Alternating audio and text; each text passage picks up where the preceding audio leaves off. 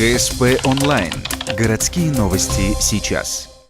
Новогодние праздники – время не только радостное, но и чреватое разнообразными ЧП вне штатного режима. Во время каникул единая диспетчерская служба города продолжала принимать обращения от граждан, и работы не убавилось. В среднем число звонков в службу за час может составлять от 8 до 10. За 9 новогодних дней такой наплыв, конечно, был далеко не всегда. В целом, прошедшие дни сами сотрудники службы оценивают спокойно. Резонансные происшествия случились лишь в самом начале праздников и ближе к концу.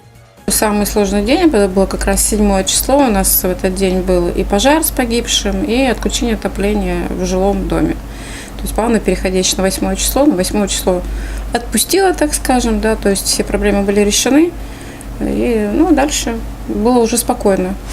Действительно, из-за неосторожного курения в помещении в доме по улице Пушкина в пожаре погиб мужчина. На Советской один из домов на некоторое время на празднике остался без тепла, но после суток напряженной работы вопрос решили. В первых числах января в ЕДДС поступило сообщение, что в одном из домов по Бушуева пахнет газом. Учитывая свежую память о трагедии в Магнитогорске, этот звонок стал чрезвычайно важным. К счастью, обошлось без последствий. Паниковать не надо, потому что «Газпром» газораспределение СТФК Рухтинский филиал держит ситуацию под контролем. На сегодняшний день аварийной ситуации в этих домах 15-17 нет. Газ подан был своевременно, спустя сутки после отключения. Система была проверена.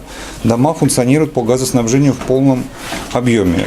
Подробные обстоятельства причин запаха газа еще предстоит выяснить. Предварительно это может быть связано с незаконной врезкой в газопровод. Однако пока конкретное место не обнаружено, соответственно и виновник. Из хороших новостей с 3 по 5 января в Ухте прошли республиканские учения по реагированию на пожары службы ГО и ЧС. «Жемчужину Севера» отметили среди тех, у кого в этом направлении работа налажена.